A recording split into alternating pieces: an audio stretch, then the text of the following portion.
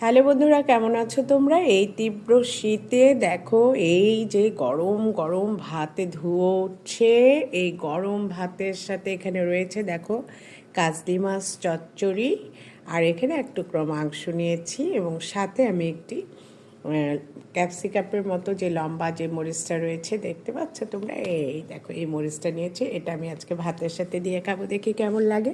তবে চলো খাওয়া শুরু করা যাক। দেখো, আমি প্রথমে লবণ নিয়ে নিয়েছি, এবং এই যে কাজলি মাছগুলো রয়েছে, এই কাজলি মাছগুলো কিন্তু কাটা থাকে কম, এটা কাটার সই খাওয়া যায়।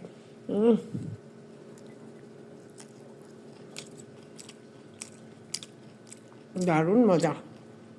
আর যদি এই মরিচ হয় এক কামড়, একদম